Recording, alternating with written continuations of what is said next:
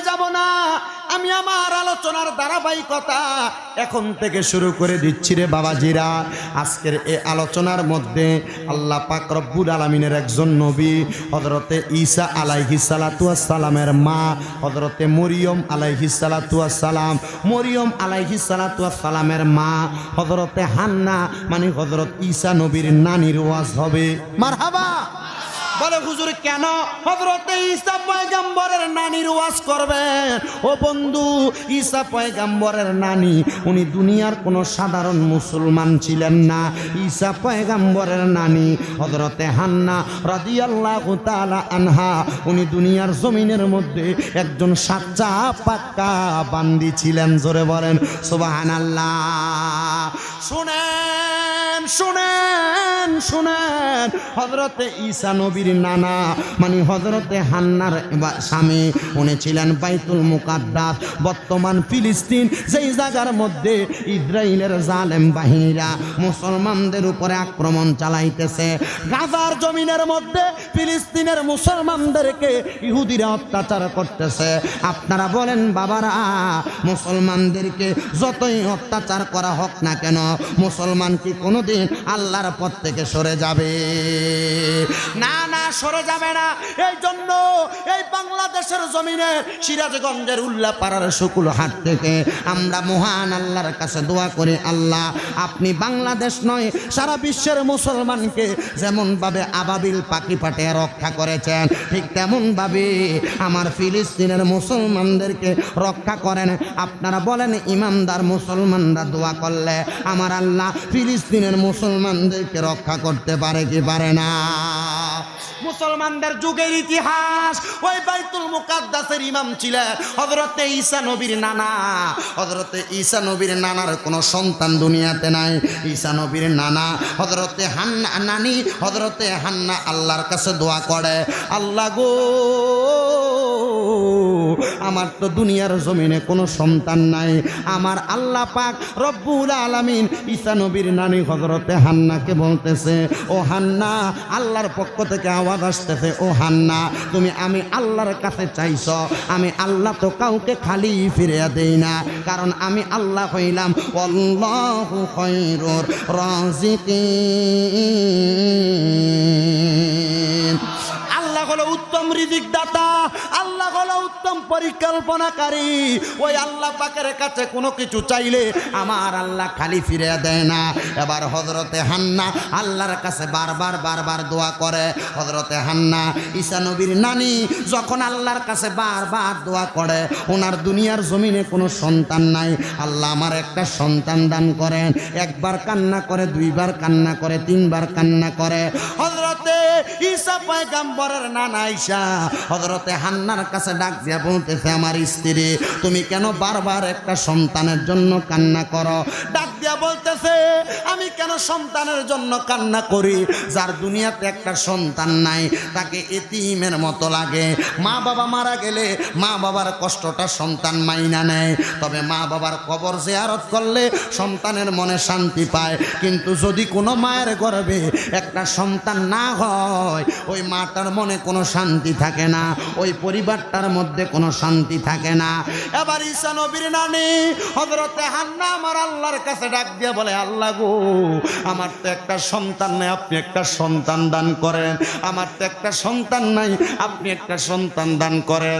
এবার উনি নামাজ পড়ে পড়ে নফল ইবাদত করে করে আমার আল্লাহর কাছে বারবার বারবার দোয়া করে। আমার আল্লাহ হযরতে ঈসা আলাইহিস সালাতু ওয়াস সালামের নানার কাছে খবর পাঠায়, ওগো হযরতে ঈসা পয়গম্বরের নানা, আপনার কাছে আমার খবর হইল আমার আল্লাহ অতি সত্বর আপনাকে একটা সন্তান দান করবে, তবে আপনি ওই সন্তানের মুখটা দেখবেন না। বলে কেন? কারণ আমার আল্লাহ চাইছে এই জন্য আপনি সেই সন্তানের মুখ দেখবেন না। আমার মুসলমান ইমানদারের দল শুকুলহাট নতুন জামে মসজিদের এই বিরাট ইসলামী জলসার ভাইয়েরা, বাবারা, বন্ধুরা, পর্দার অন্তরালের মা বোনেরা, এবার হযরতে হান্না লক্ষ্য করে দেখলেন ওনার সন্তান দুনিয়াতে আগমন করার আগে ওনার স্বামী দুনিয়া থেকে ইন্তেকাল করে চলে গেলেন। আর হযরতে হান্না বাইতুল মুকাদ্দাসে নামাজ পড়তে যাইয়া আল্লাহর কাছে দোয়া করে, আল্লাহ আপনি যদি আমার একটা ছেলে সন্তান দান করেন তাহলে এই সন্তানটাকে আপনার বাইতুল মুকাদ্দাসের খাদেম বানাবো। অনেকের যখন গর্ভে সন্তান আসে না, দেখবেন আল্লাহর কাছে দোয়া করে, আল্লাহ আপনি যদি আমাকে একটা ছেলে সন্তান দেন, এটাকে মাদ্রাসায় পড়াবো, তোয়ালেবুল আলেম বানাবো, নিয়ত করে কি না? আল্লাহ আপনি আমার তো কোনো সন্তান নাই, একটা সন্তান দিলে তারে কোরআনে হাফেজা বানাবো। ঈসা নবীর নানি হযরতে হান্না আমার আল্লাহর কাছে ডাক দিয়ে বলেন, আল্লাহ আপনি যদি আমার একটা সন্তান দান করেন, আমি আমার সন্তানটাকে আপনার বাইতুল মুকাদ্দাসের খাদেম বানাবো। আল্লাহ হযরত ঈসা নবীর নানি হযরত হান্নার দোয়া কবুল করলেন। এরে হান্না, আল্লাহর কাছে দোয়া করেছ, আমি আল্লাহর কাছে কেউ যদি চায় আমি আল্লাহ তারে খালি ফিরিয়ে দেই না। হান্না রে, যাও যাও, অল্প কিছুদিন পরে তোমার একজন সন্তান দুনিয়াতে আগমন করবে। সবাই চিন্তা করলেন হযরতে হান্নার গর্ভে যদি ছেলে সন্তান হয়, হযরত হান্নার স্বামী বাইতুল মুকাদ্দাসের ইমাম ছিল, এখন হযরতে হান্নার সন্তানকেও বাইতুল মুকাদ্দাসের ইমাম বানানো হবে। ভাগ্যের নির্মম পরিহাস, হযরত হান্নার গর্ভ থেকে যে সন্তান দুনিয়াতে আগমন করেছে এটা কোনো ছেলে সন্তান হয় নাই, কারণ ইমামতি তো মহিলা করতে পারে না, হুকুম নাই, ইমামতি করার দায়িত্ব হলো পুরুষ মানুষের। হযরতে হান্না আমার আল্লাহর কাছে দোয়া করে, আল্লাহ সন্তান দিলেন তো দিলেন, আমার নিয়তটাকে আপনি পুরা করলেন না। আমি বলছি একটা ছেলে সন্তান যদি হয় এটাকে আপনার বাইতুল মুকাদ্দাসের খাদেম বানাবো, কিন্তু আল্লাহ আমার তো ছেলে সন্তান হয় নাই, আমার তো একটা মেয়ে সন্তান হয়েছে, এখন আমি এই সন্তানটাকে কি করব? আল্লাহর পক্ষ থেকে নাজিল হয়, আওয়াজ আসতেছে, ও হান্না তুমি তোমার কন্যা সন্তানকে বাইতুল মুকাদ্দাসের খাদেম না বানাইয়া একটা খাদেমা বানাইয়া দাও। হযরতে হান্না আমার আল্লাহর পক্ষ থেকে আওয়াজ পাইয়া ওনার সন্তানের নাম রাখলেন হযরতে মরিয়ম আলাইহিস সালাতু ওয়াস সালাম। হযরতে মরিয়ম যখন নামটা রাখলেন, হযরত মরিয়মকে বাইতুল মুকাদ্দাসের মধ্যে প্রবেশ করাইলেন। হযরত মরিয়মের 8 বছর 9 বছর 10 বছর বাইতুল মুকাদ্দাসের খেদমত করতেছে। বাইতুল মুকাদ্দাসের খেদমত করতে করতে করতে করতে আমার আল্লাহর অনেক ইবাদত করে। আমার আল্লাহ ডাক দিয়ে বলতেছেন আসমান থেকে, মরিয়ম তুমি যেহেতু আমি আল্লাহ পাক রব্বুল আলামিনের ঘরের খাদেমা, আমি আল্লাহ ঘোষণা করে দিলাম আমার ঘরের খেদমত করার কারণে তুমি মরিয়মকে আমি আল্লাহ অধিক মর্যাদার অধিকারী বানিয়ে দিলাম। অধিক মর্যাদার অধিকারী আল্লাহ কেমনে বানাইছেন? আল্লাহ বলে, মরিয়ম ও মরিয়ম এমন মর্যাদার মালিক বানাইলাম আমি আল্লাহ, তুমি মরিয়মকে একজন নবীর মা বানিয়ে দিছি। এখনো নবী দুনিয়াতে আগমন করে নাই। হযরত মরিয়ম কয়, আল্লাহ আমার দুনিয়ার জমিনের মধ্যে একজন নবীর মা বানাইবেন, আমাকে অনেক সম্মানিত বানাইবেন। হযরতে মরিয়ম আলাইহিস সালাতু ওয়াস সালাম বাইতুল মুকাদ্দাসের মধ্যে 10 বছর 8 9 বছর বয়সে যখন নামাজ আদায় করে, হযরতে মরিয়ম ফজরের পর থেকে মরিয়ম আলাইহিস সালাতু ওয়াস সালাম যখন ওই এলাকার মধ্যে বসবাস করে, গোসল করে মসজিদের মধ্যে প্রবেশ করতেছে, বয়স মাত্র 10 বছর। হযরতে মরিয়ম ঘরের সামনে শুক্রুর নামক একজন লোক হাজির হয়ে গেছে, যেই লোক দুনিয়ার কোনো খারাপ কর্ম বাকি নাই, যে খারাপ কাজগুলা করে নাই। মরিয়মের ঘরের সামনে যখন দাঁড়িয়ে গেছে, হযরত মরিয়ম ডাক দিয়া বলতেছে, এ শয়তান তুই কেন আমার ঘরের সামনে আগমন করেছ? বলে, আমি আগমন করেছি আপনার কাছে দুনিয়ার কোনো খারাপ উদ্দেশ্য নয়। বলে, তুই তো খারাপ, তুই তো দুনিয়ার জমিনের মধ্যে খারাপ কর্মকাণ্ড করো, তাহলে তুমি কেন আমার ঘরের সামনে হাজির হয়ে গেলা? বলে, আমি খারাপ কর্ম করার জন্য হাজির হই নাই, আমি হাজির হয়েছি আল্লাহ পাক রব্বুল আলামিনের পক্ষ থেকে তোমার গর্ভে যে একজন সন্তান আগমন করবে ওই সন্তানের সুখবর দেওয়ার জন্য। জবান খুলে জোরে জোরে বলেন সুবহানাল্লাহ। হযরত মরিয়ম বলে, আল্লাহ সুখবর দিবেন, আমার বয়স মাত্র 10 বছর, আমার তো বিবাহ হয় নাই, তাইলে আমার সন্তান আসবে কোথা থেকে?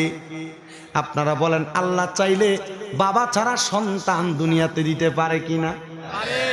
বলেন পারে কিনা? আল্লাহ চাইলে শুকনো জায়গার মধ্যে অধিক ফসল দিতে পারে কিনা? আল্লাহ চাইলে দুনিয়ার গরিব মানুষকে অটোমেটিকলি অল্প দিনে বড় লোক বানাইতে পারে কিনা?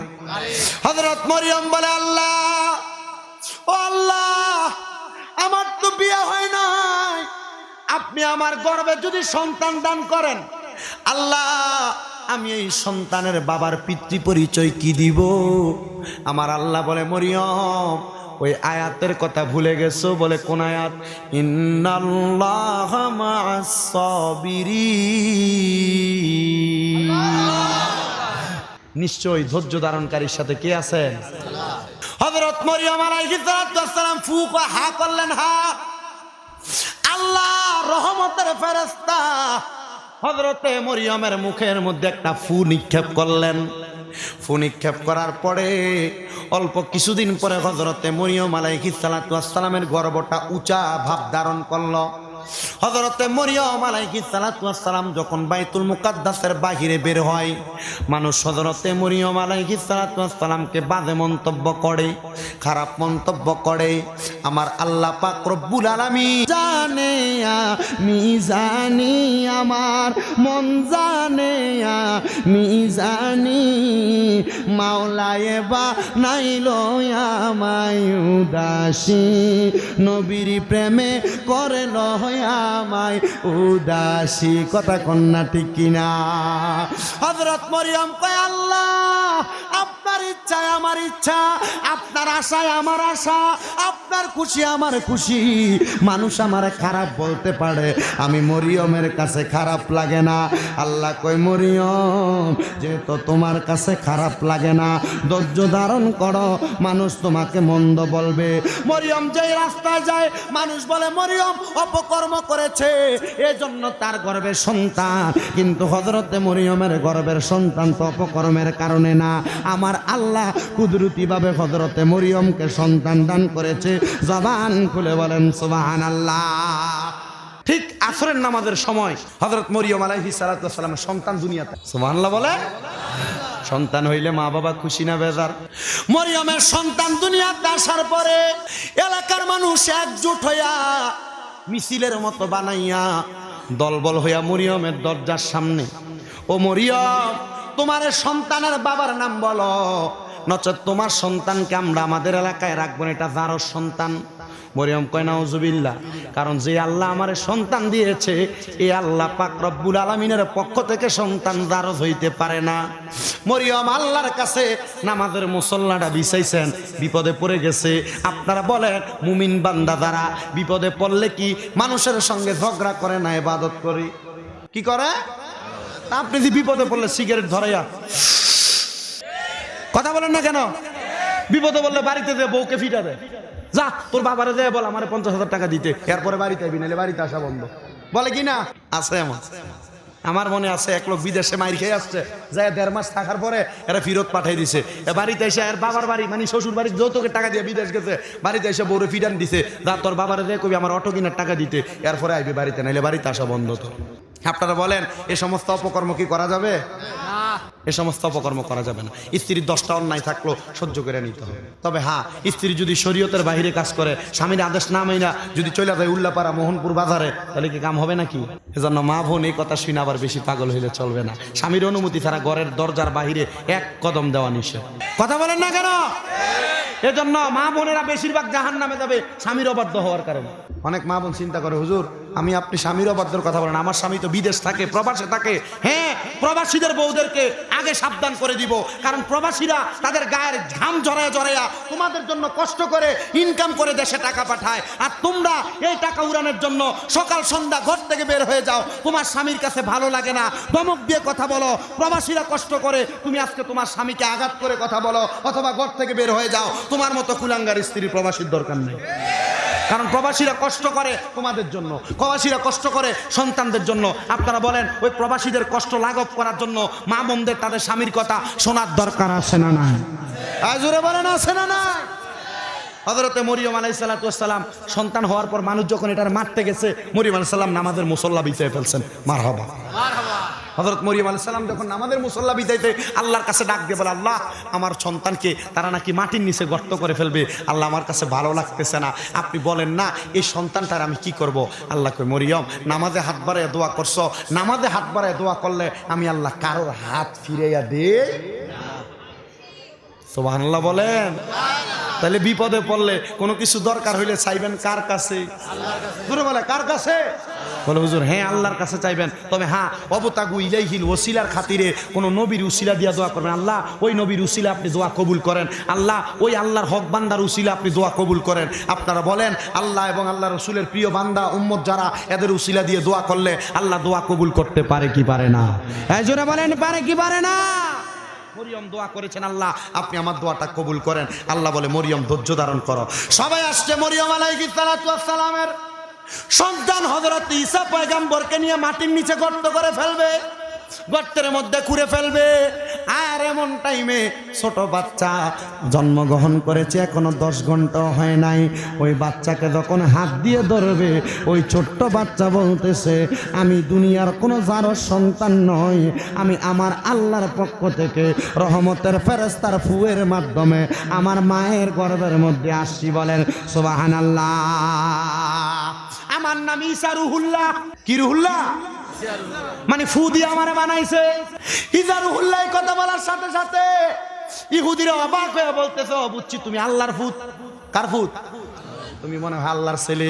আর আল্লাহ কোরআনুল কারীমের মধ্যে বলে লাম ইয়ালিদ ওয়া লাম ইউলাদ, আমি কারোর থেকে জন্মগ্রহণ করি নাই, কাউকে জন্ম দেই নাই। জবান খুলে জোরে জোরে বলেন মারহাবা। মানুষ হযরত ঈসা পয়গম্বরকে আল্লাহর সন্তান বলে বলে যখন ডাক দেয়, হযরত মরিয়ম কয় আল্লাহ আমি তো জানি আপনি কারোর থেকে জন্ম নেন নাই, আপনি কাউকে জন্ম দেন নাই। আল্লাহ গো আমার এই সন্তানকে মানুষ মারার জন্য আক্রমণ করে, আমি কি করব আমি বুঝতে পারি না। আর আমার আল্লাহ বলে ও মরিয়ম আমি আদেশ করলাম তোমার এলাকার সর্বশেষ প্রান্তে পাহাড়ের গুহার মধ্যে নিয়া তোমার সন্তান হযরত ঈসা নবীরে রেখে এসো। হযরত মরিয়ম আলাইহিস সালাতু ওয়াস সালাম হযরত ঈসা নবীকে হাতের মধ্যে কোলের মধ্যে করে নিয়া গভীর জঙ্গলের মধ্যে দিয়া পাহাড়ের গুহার মধ্যে রেখে চলে আসছে। আর আমার আল্লাহ রব্বুল আলামিনের কাছে ডাক দিয়া বলে আল্লাহ একদিনও সন্তান হয় নাই, জন্মগ্রহণ করেছে যে, কিন্তু আমার সন্তানকে আমি একা একাই জায়গার মধ্যে রেখে যাচ্ছি, আমার ভালো লাগে না। ও আল্লাহ আমি আমার সন্তানকে বড় ভালোবাসি, যাদের সন্তান নাই তাদের মনের কষ্টটা কেউ বুঝে না। হযরত মরিয়ম কয় আল্লাহ অনেক বছর পরে আমার একটা সন্তান দান করার পরে এখন সন্তানটা একা একা গুহার মধ্যে পড়ে থাকবে, আমার কাছে ভালো লাগে না। ও আল্লাহ আপনি আমার সন্তানের কি খাবারের ব্যবস্থা করবেন না? আর আমার আল্লাহ ডাক দিয়ে বলে মরিয়ম আমি আল্লাহ তোমার সন্তানের খাবারের ব্যবস্থা করে দিলাম। বলে হুজুর হযরত ঈসা পয়গম্বরকে সকালবেলা রেখে আসতেন আর রাত্রবেলা যায় মা খাওয়াইতেন। সকাল থেকে সন্ধ্যা পর্যন্ত রাত্র পর্যন্ত ঈসা নবীর পেটের ক্ষুধা লাগতো না। আমার আল্লাহর পক্ষ থেকে ডাক দিয়া বলতেছে হ্যাঁ হ্যাঁ ক্ষুধা লাগতো। হযরত ঈসা নবীর শাহাদাত আঙ্গুলের মধ্যে আমার আল্লাহ জান্নাতি দুধের নহর বসাইয়া দিয়েছে। কোথায় দুধের নহর? শাহাদাত আঙ্গুলে। আপনারা বলেন আল্লাহর পক্ষ থেকে অথবা আল্লাহর বান্দা যদি আল্লাহর হয়ে যায়, এই বান্দার রিজিকের ব্যবস্থা অভাব অনটন দূর করার দায়িত্ব কার? জোরে বলেন না কার? তাইলে বাবাজিরা বন্ধুরা ওই আমার আল্লাহ পাক রব্বুল আলামিনের খুশির জন্য মহান মদিনার কামলিওয়ালা দয়াল নবীর উপরে মুহাব্বতের আওয়াজে আরেকবার দরুদ শরীফ পড়েন আল্লাহুম্মা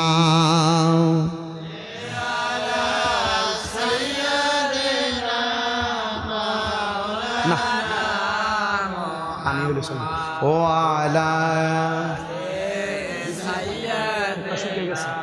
ও দিবানিশি মন রে আমার আর দিও না যন্ত্রণা,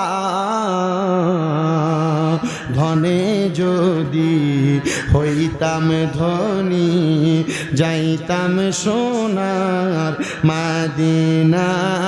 আল্লাহুম্মা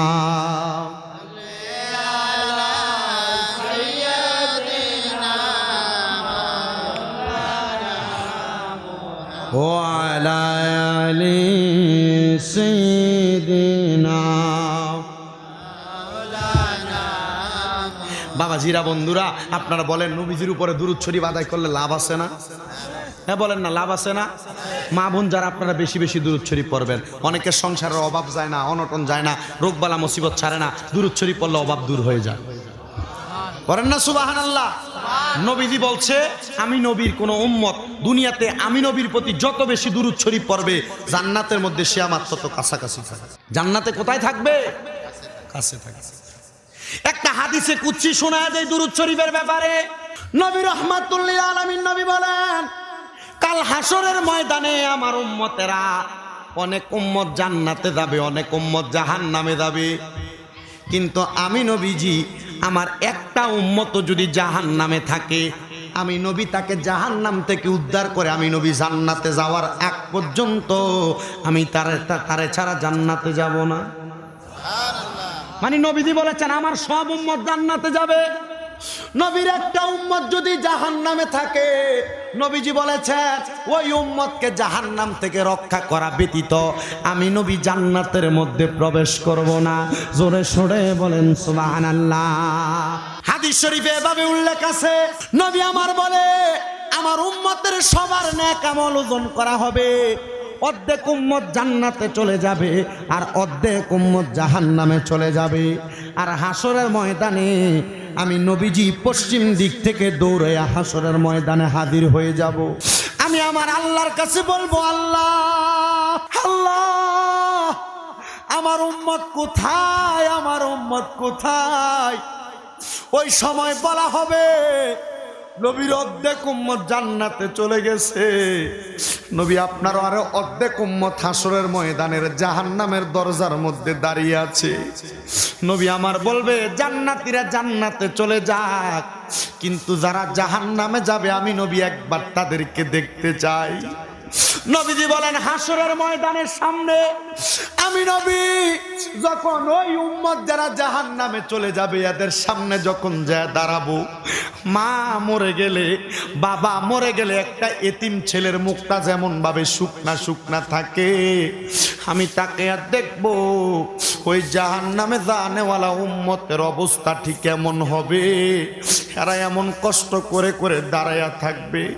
নবী আমার ডাক দিয়া বলে আমি যখন এমন অবস্থা দেখব আমি নবীজি আল্লাহর কাছে ফরিয়াদ করব, আল্লাহ আমার অর্ধেক উম্মত তো জান্নাতে গেছে কিন্তু এই অর্ধেক উম্মত যে জান্নাতে যাইতেছে না আমি নবী তো সহ্য করতে পারবো না, আল্লাহ আমার এই উম্মতের আমল নামাগুলা আরেকবার আপনি ওজন করেন।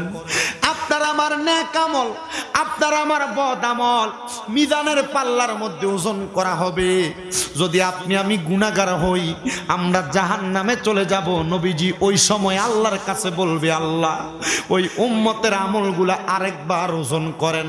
ফেরেশতারা বলবে আল্লাহ একবার তো ওজন করা হয়েছে আরেকবার কেন প্রয়োজন, কেন ওজন করব? আল্লাহ বলবে এখন আর কারো কথা শোনা হবে না, এখন একজনের কথা চলবে, তিনি হলো মুহাম্মাদুর রাসূলুল্লাহ সাল্লাল্লাহু আলাইহি ওয়াসাল্লাম। জবান খুলে বলেন সুবহানাল্লাহ। ইয়া মুহাম্মদ মুস্তাফা নবী সাল্লাল্লাহু আলা, ইয়া মুহাম্মদ মুস্তাফা নবী সাল্লাল্লাহু আলা, মুদের শাফায়াতের কান্ডারি রাসূলুল্লাহ, ইয়া মুহাম্মদ মুস্তাফা নবী। জোরে পড়েন না, ইয়া মুহাম্মদ মুস্তাফা নবী সাল্লাল্লাহু আলা।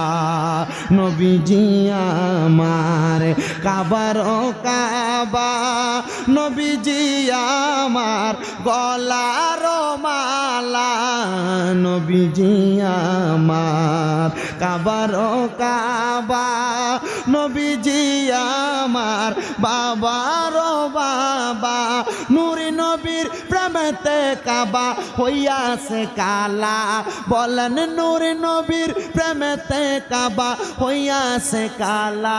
ইয়া মুহাম্মদ মুস্তাফা নবী সাল্লাল্লাহু আলা, ইয়া মুহাম্মদ মুস্তাফা নবী, মুদের শাফায়াতের কান্ডারি, মারহাবা বলেন মারহাবা। শাফাতের কান্ডারি বুঝেন? ওই অন্ধকার কবর আমাদেরকে সুপারিশ করে জাহান্নামী থেকে জান্নাতে বানানোওয়ালা মানে শাফাতের কান্ডারি। তো দূরে পড়েন না, আমরা শাফায়াতের কান্ডারি, শাফায়াতের রি মদিনাওয়ালা মুহাম্মদ মুস্তাফা নবী সাল্লাল্লাহু আলাইহি মুহাম্মদ মুস্তাফা নবী। কেউ বা বলে নবী নূরেরই পুতুল, কেউ বা বলে নবী গোলাপেরই ফুল, কেউ বা বলে নবী নূরেরই, কেউ বা বলে নবী গোলাপেরই ফুল। নয় সে পুতুল নয় সে রে ফুল, নূরে নূর আল্লাহ মুহাম্মদ মুস্তাফা নবী সাল্লাল্লাহু আলাইহি মুহাম্মদ মুস্তাফা নবী। আমরা রে শাফায়াতের কান্ডারি মদিনাওয়ালা, মোদের শাফায়াতের মদিনাওয়ালা মুহাম্মদ মুস্তাফা নবী সাল্লাল্লাহু আলাইহি। একটা জবানও কেউ বন্ধ রাখবেন না, জবান খুলে পড়েন ইয়া রাসূলুল্লাহ। নবীজি বলবেন আল্লাহ যে অর্ধেক উম্মত জাহান্নামে চলে গেছে, আরেকবার আপনি তাদের আমলনামাগুলা মাপ দেন। ফেরেশতা বলবে আর মাপ দেওয়া হবে না। আর আল্লাহ বলে ও ফেরেশতারা, এই মুহূর্তে একজনের কথা চলবে, তিনি মুহাম্মাদুর রাসূলুল্লাহ সাল্লাল্লাহু আলাইহি ওয়াসাল্লাম। জবান খুলে বলেন সুবহানাল্লাহ। আরেকবার হাসরের ময়দানে মিজান টানানো হবে, উম্মতের নেক আমল আর বদ আমল দুইটা পাল্লার মধ্যে দেওয়া হবে। এক পাশে নবীর উম্মতের নেক আমল থাকবে, এক পাশে নবীর উম্মতের বদ আমল থাকবে। বদ আমলের পাল্লা হবে ভারী আর নেক আমলের পাল্লা হবে হালকা। নবীজি বলেন ওই সময় আমি হাসরের ময়দানে যখন উপস্থিত হব, আমি নবী উপস্থিত হইয়া নবীজির একটা আসকান মুবারক পাঞ্জাবি মুবারকের ভিতর থেকে নবী বলেন আমি একটা সাদা কাগজের টুকরা বের করব। ওই সময় কাগজের টুকরাটা উম্মতের নেক আমলের পাল্লায় দিয়ে দিব। নেক আমলের পাল্লায় কাগজের টুকরাটা দেওয়ার সাথে সাথে নেক আমল থাকবে হালকা, কিন্তু কাগজের টুকরাটা দেওয়ার সাথে সাথে ওই নেক আমল ভারী হয়ে যাবে। সাহাবায়ে কেরাম জিজ্ঞাসা করে ইয়া রাসূলুল্লাহ, আপনার কাছে জানতে চাই ওই কাগজের মধ্যে কি লেখা থাকবে? সুবহানাল্লাহ। ওই কাগজের মধ্যে কি লেখা থাকবে? নবীজি বলেন মাত্র আমি নবীর উপরে একবার দুরূদ শরীফ লেখা থাকবে। ওই দুরূদ শরীফ লেখা থাকার কারণে ওই উম্মতের আমল নামার পাল্লা অনেক ভারী হয়ে যাবে। ইয়া রাসূলুল্লাহ, আমল নামার পাল্লা যদি ভারী হয়ে যায় মাত্র একবার দুরূদ শরীফ লেখা থাকার কারণে, তাহলে যদি আপনার উম্মত দুনিয়াতে আরো বেশি বেশি দুরূদ শরীফ আদায় করে, আপনি নবী বলেন না আপনার ওই উম্মত কেমন করে জান্নাতে থাকবে, কেমন করে কবরের মধ্যে থাকবে? নবী বলেন যে যত বেশি দুরূদ শরীফ পড়বে জান্নাতের মধ্যে সেই ব্যক্তি তত বেশি সুখে থাকবে।